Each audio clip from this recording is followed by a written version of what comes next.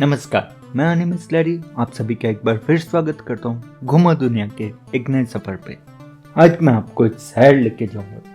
ये शहर एक जीवंत महानगर है जो अपनी शानदार स्काईलाइन, गहरे प्राकृतिक बंदरगाह और पूर्वी व पश्चिमी संस्कृतियों के अद्वितीय मिश्रण के लिए जाना जाता है। ये चीन के दक्षिणी तट पर स्थित एक विशेष प्रशासनिक क्षेत्र है जिसे उच्च स्तर की स्वायत्तता प्राप्त है। वैश्विक वित्तीय केंद्र के रूप में प्रसिद्ध ये शहर अपने समृद्ध इतिहास, विविध व्यंजनों और व्यस्त बाजारों के लिए भी जाना जाता है। यहाँ आगंतुक पारंपरिक विरासत जैसे मंदिरों और त्योहारों के साथ साथ आधुनिक शहरी आकर्षण जैसे शॉपिंग मॉल और गगनचुंबी इमारतों का अद्भुत मिश्रण अनुभव कर सकते हैं। इसका प्रतिष्ठित विक्टोरिया हार्बर और हरी भरी पहाड़ियां इस शहर को विरोधाभासों और अद्भुत सुंदरता का शहर बनाती है। जी हाँ, मैं हांगकांग शहर के बारे में बात कर रहा हूँ और आइए इस शहर को और करीब से जानते हैं।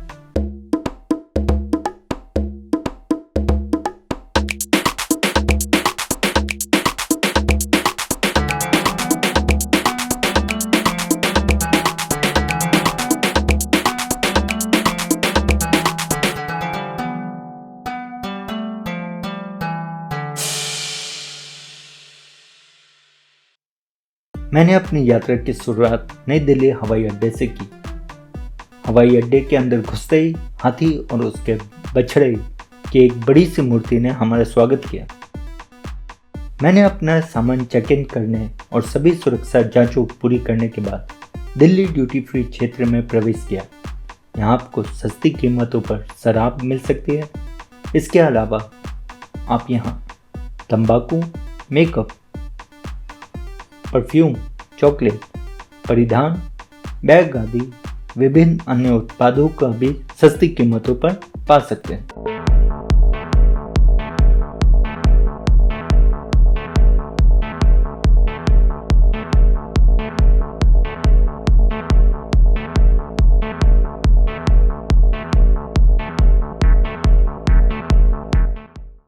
चलते समय आपको इस तरह के साइन बोर्ड मिलेंगे जो आपको आपके बोर्डिंग गेट की दिशा बताएंगे।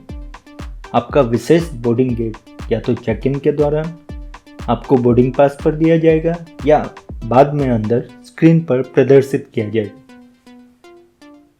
अंदर आपको फूड कोर्ट और एयरपोर्ट लॉन्ज भी मिल जाते हैं। एयरपोर्ट लॉन्ज में पर्याप्त भोजन और आराम करने के विकल्प होते हैं जो कुछ बैंकों के क्रेडिट कार्ड के साथ नाममात्र लागत पर उपलब्ध होते हैं। नाश्ता करने के बाद मैं बोर्डिंग की ओर बढ़ा। मैंने हांगकांग के लिए अपनी उड़ान सिंगापुर एयरलाइंस से बुक की थी। सिंगापुर एयरलाइंस के विमान में सुविधाएं और शानदार हॉस्पिटैलिटी सुसज्जित है। इसमें उड़ान के दौरान मनोरंजन के लिए भी भरपूर विकल्प उपलब्ध है। धीरे धीरे हमारा विमान टेक ऑफ की ओर बढ़ने लगा।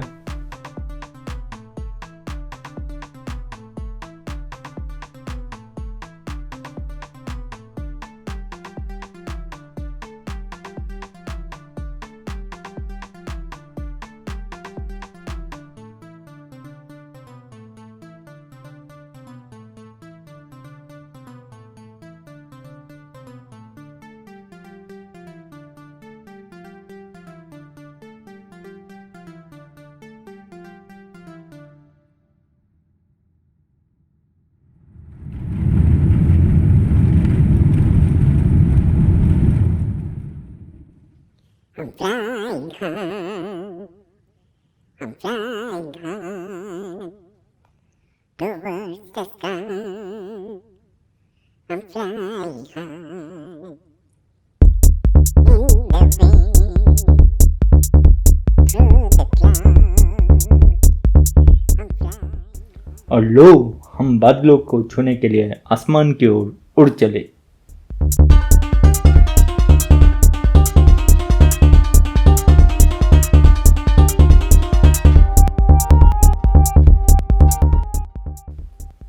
उड़ान के दौरान मैंने नीचे अद्भुत नज़ारे देखे।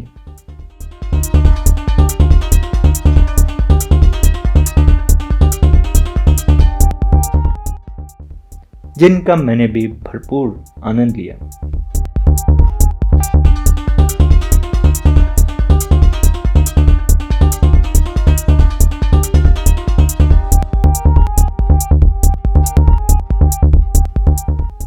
जैसे जैसे हम हांगकांग पहुंच रहे थे, अंधेरा होने लगा। हमारे शहर की चमचमाती रोशनियों ने स्वागत किया।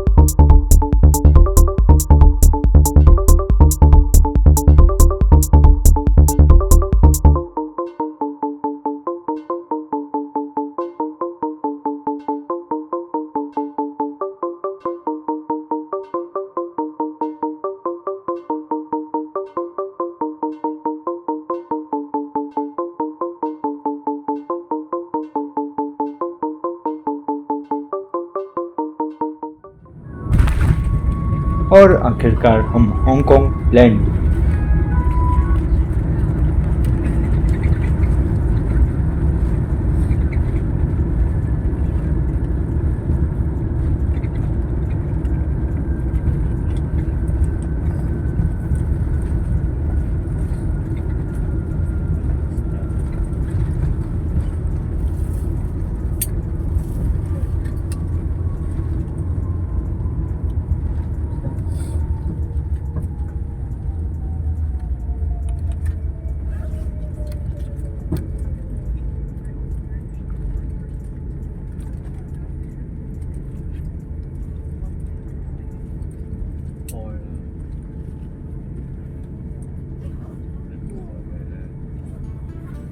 उतरने के बाद और इमिग्रेशन काउंटर पर सभी आवश्यक प्रक्रिया पूरी करने के बाद मैंने अपना सामान लिया और टैक्सी लेने के लिए निकास द्वार की ओर बढ़ चला।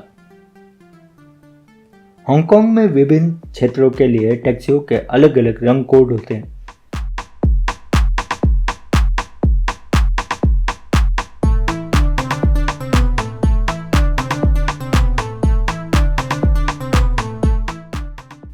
चूंकि मैं शहरी क्षेत्र जाना चाहता था, इसलिए मैं लाल टैक्सी की ओर बढ़ा।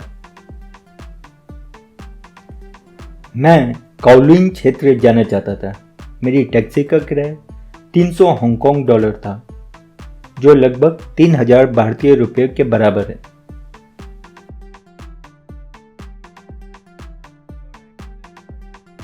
Later you can photo the bridge. Yeah. It's more beautiful. Here under decoration or the road wrap.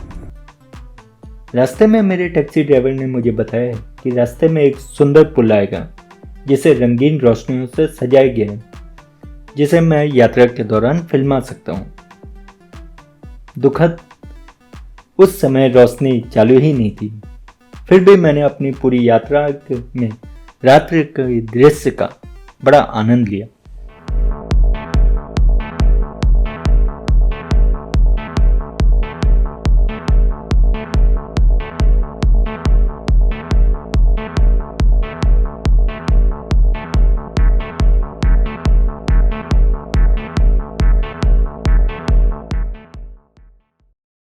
आखिरकार मैं काओलिन क्षेत्र के सिमसन सोई पहुंचा, जहां हांगकांग में मैं पूरे सफ़र तक रहूंगा और मैंने यहां पे एक शेयर्ड हॉस्टल बुक किया हुआ है।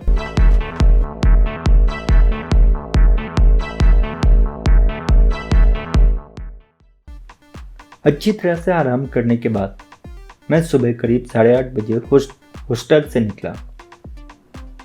आखिरकार मुझे पहली बार दिन के उजाले में इस शहर को देखने का मौका मिला और मैं ऊंची ऊंची इमारतों, साफ सुथरी और व्यवस्थित सड़कों और शानदार ट्रांसपोर्ट सिस्टम से काफ़ी प्रभावित हुआ। चूँकि मैं लाउंताओ आइलैंड क्षेत्र में तुंगचुंग मेट्रो स्टेशन जाना चाहता था, इसलिए मैंने ब्राउन लाइन पर ईस्ट सिमसमसुई स्टेशन से मेट्रो ली, नामचोंग स्टेशन पर ट्रेन बदली और येलो लाइन ली और अंत में तुंगचुंग स्टेशन पहुंच गया, जहां एक शानदार आकर्षण हमारा इंतजार कर रहा था। येलो लाइन की ट्रेन पकड़ने के लिए जाते समय एस्केलेटर से गुजरते हुए मैंने हांगकांग के लोगों की नागरिक समझदारी की एक और दिलचस्प बात नोटिस की। सभी लोग एस्केलेटर में दाईं ओर खड़े थे ताकि बाईं ओर उन लोगों के लिए रास्ता खाली रहे जो चलते हुए आगे बढ़ना चाहते हैं। ट्रेन से यात्रा करते हुए एक बार फिर हांगकांग के खूबसूरत नज़ारों ने मुझे मंत्रमुग्ध कर दिया।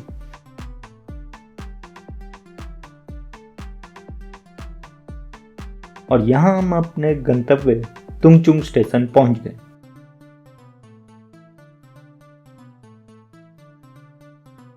मैंने भी एस्केलेटर के दाईं ओर चलने का निर्णय लिया। स्टेशन के बाहर आने के बाद फिर से ऊंची इमारतों, साफ सड़कों और गलियों और खूबसूरत बसें हमारा स्वागत कर रही थी। यही है वो हांगकांग की शानदार चीज जिसे मैं आपको परिचित कराने जा रहा हूँ। हाँ, मैं हांगकांग के लोकप्रिय कॉन्गपिंग केबल की बात कर रहा हूँ। केबल कार को लेने के लिए 3-4 विकल्प उपलब्ध है, जिसमें से मैंने क्रिस्टल प्लस एक तरफ चुना जो लगभग पूरी तरह से कांच से बना हुआ है, और वापसी के लिए स्टैंडर्ड केबिन चुना। इसकी कुल कीमत मुझे 395 हांगकांग डॉलर पड़ी, जो भारतीय मुद्रा में लगभग 4,500 रुपये के बराबर है। आप अपनी आवश्यकता के अनुसार अपना पसंदीदा पैकेज आधिकारिक वेबसाइट np360.com.hk से चुन सकते हैं। और ये हम जमीन के ऊपर हो चले और दृश्य वाकई बड़ा शानदार है।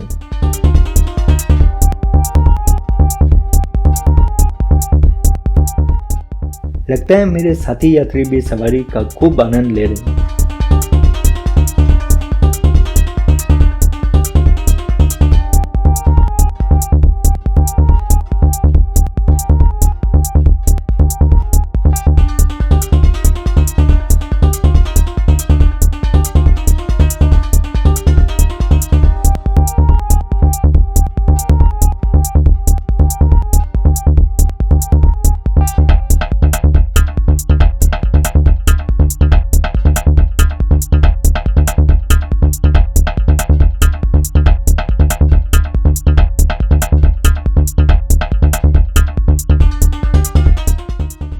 और मैं सवारी का आनंद लेने से कैसे पीछे रह सकता था।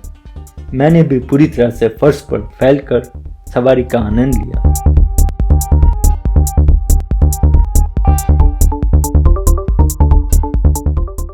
जैसे जैसे हम ऊपर जा रहे थे, प्रकृति का दृश्य और भी शानदार होता जा रहा था।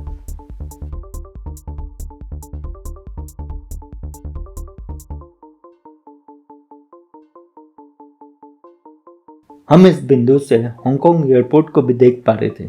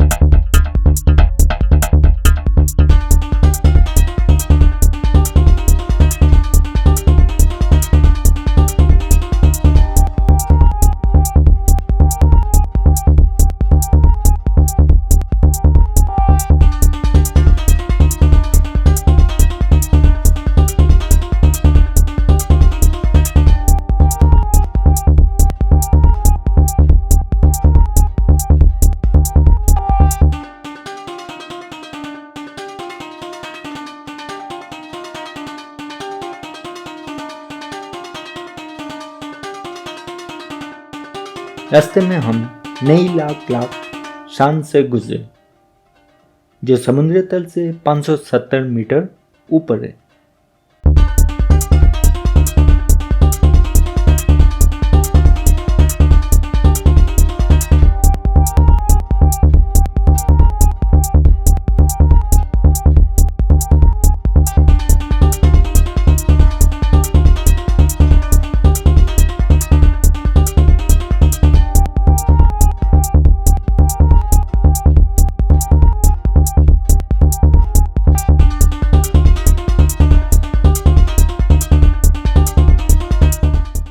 जैसे ही हम गोंगपिंग गांव के शीर्ष के पास पहुंचने लगते हैं, हमें तिएन तैन बुद्धा भी देख पाते हैं, जो भगवान बुद्ध की एक बड़ी मूर्ति है। और अंततः हम गोंगपिंग गांव क्षेत्र के शिखर पर पहुंच गए।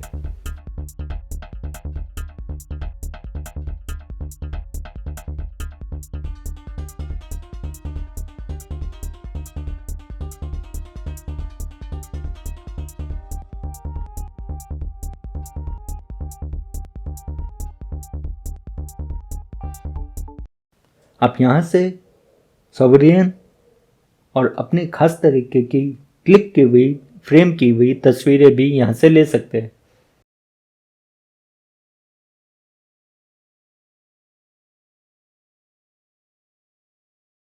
इस क्षेत्र की ऊंचाई करीब 900 मीटर है। आप इन ब्लेसिंग ड्रम्स के सामने भी फोटो खिंचवा सकते हैं।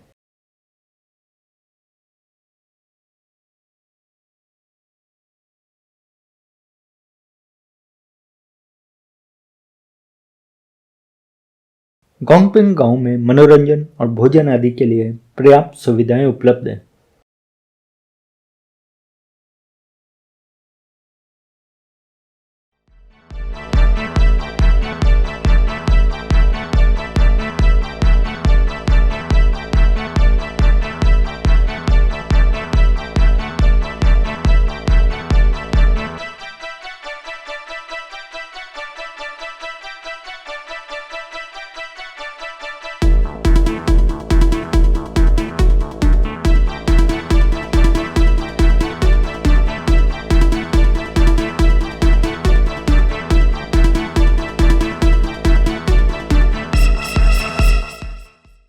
अगर आज आपको ऊंचाई से डर लगता है और आप केबल कार से बचना चाहते हैं, तो आप बस से भी स्थान पर आ सकते हैं, जिसकी कीमत आपको केवल 20 हांगकांग डॉलर या लगभग 250 भारतीय मुद्रा पड़ेगी।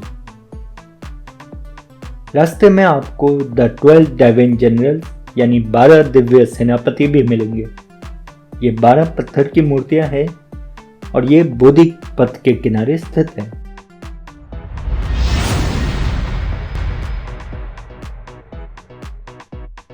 ये गोंगपिंग गांव को तिएन तैन बुद्धा से जोड़ता है।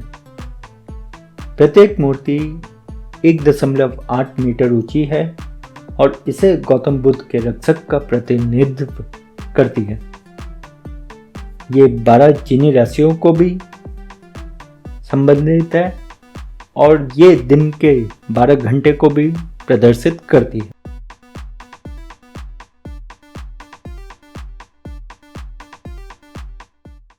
अभी हम पोलिन मठ या पोलिन मोनेस्ट्री में प्रवेश कर रहे हैं।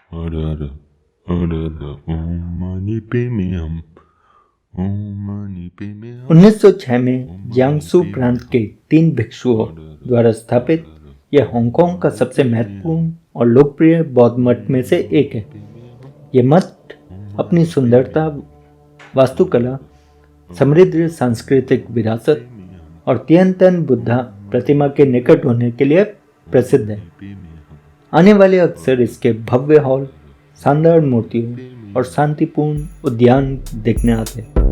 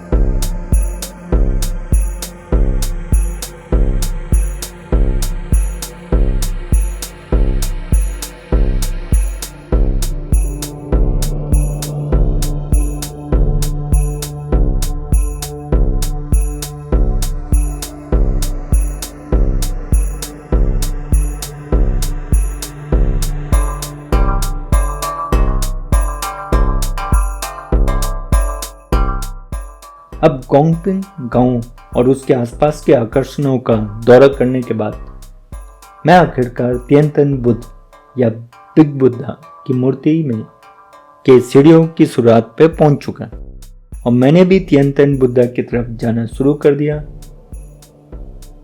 पूरे ऊपर तक पहुंचने के लिए कुल 268 सीढ़ियां हैं।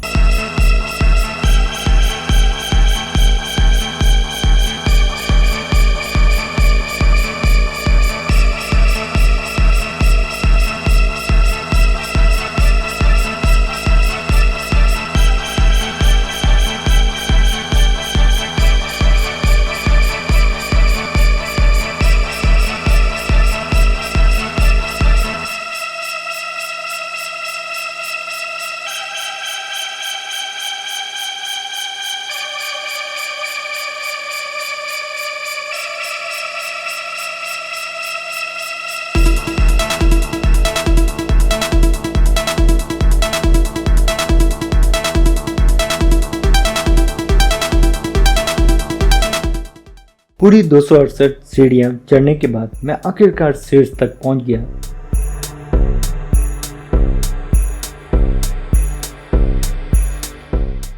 और यहां से दृश्य वास्तव में शानदार है।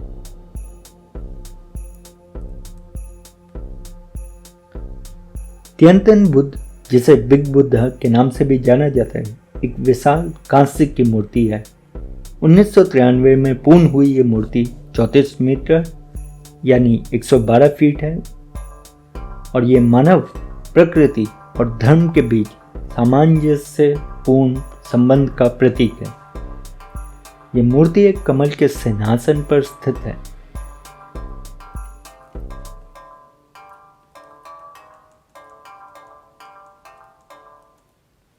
आप यहाँ तिएनतन बुद्धा के चारों ओर स्थित 6 देवताओं की भेंट, ऑफरिंग ऑफ 6 देवास, भी देख सकते हैं।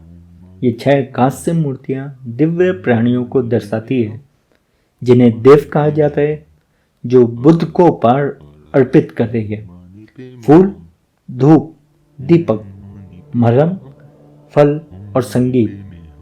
प्रत्येक भेंट बौद्ध धर्म में वर्णित 6 परिपूर्णता, दान, शील, क्षमा, वीर्य, ध्यान और प्रज्ञा का प्रतीक है। ये सभी गुण मिलकर ही उस आध्यात्मिक मार्ग को दर्शाते हैं जो ज्ञानोदय, बोध प्राप्त करने के लिए आवश्यक है। ये मूर्तियां न केवल इस स्थल की आध्यात्मिकता को बढ़ाती है, बल्कि बौद्ध भिक्षुओं के गहरे महत्व को भी प्रतिबंधित करती है। यहाँ से आप लांतोंग द्वीप की पहाड़ियां और दक्षिणी चीन सागर का शानदार दृश्य देख सकते हैं। तिएनतन बुद्ध की मूर्ति के अंदर 3 मुख्य हॉल है, जो पवित्र अवशेषों को संरक्षित करने और पूजा तथा ध्यान के लिए स्थान प्रदान करती है। अभी हम the hall of the universe में प्रवेश कर रहे हैं। यह हॉल मूर्ति के अंदर मुख्य कक्ष के रूप में कार्य करता है। इसमें कई बौद्ध धर्म ग्रंथ, चित्रकारी और बुद्ध के जीवन से संबंधित पवित्र अवशेष रखे गए हैं। इसके अलावा यहाँ 2 और हॉल है। The hall of benevolent merit. यह हॉल उन लोगों को सम्मानित करने के लिए समर्पित है जिन्होंने बौद्ध धर्म में महत्वपूर्ण योगदान दिया था। कई श्रद्धालु यहाँ सम्मान और कृतज्ञता के प्रतीक स्वरूप अपनी भेंट अर्पित करते हैं। दूसरा हॉल का नाम है द हॉल ऑफ रिमेम्बरेंस। यह हॉल दिवंगत आत्माओं की स्मृति को समर्पित है और आने वाले व उपासक के लिए ध्यान और प्रार्थना का एक शांतिपूर्ण स्थल प्रदान होता है। आखिरकार मेरा तिएनतन बुद्ध और गोंगपिंग का दौरा समाप्त हो गया। अब मैं सभी आकर्षणों से फिर से गुजरते हुए नीचे जाने के लिए केबल कार की ओर जाने लगा।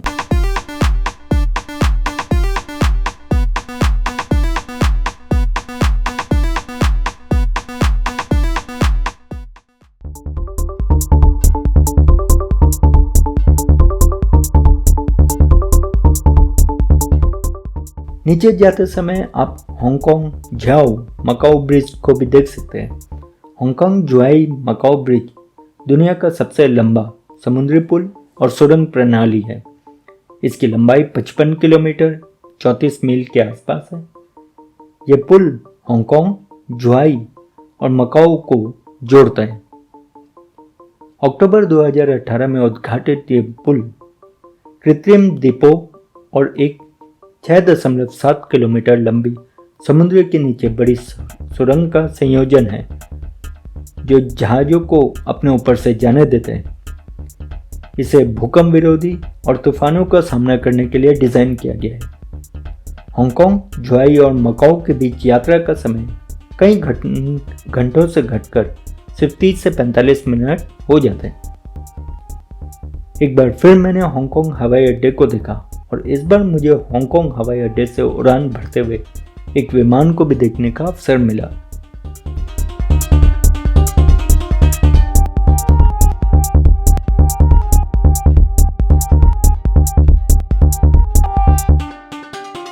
आखिरकार मैं अपनी केबल कार यात्रा के अंतिम चरण तक पहुंच गया, जो मेरे लिए हमेशा यादगार रहेगी। आज के एपिसोड के लिए इतना ही। मैं अपनी यात्रा यहीं से अगले एपिसोड में शुरू करूंगा। तब तक के लिए आप सभी का धन्यवाद।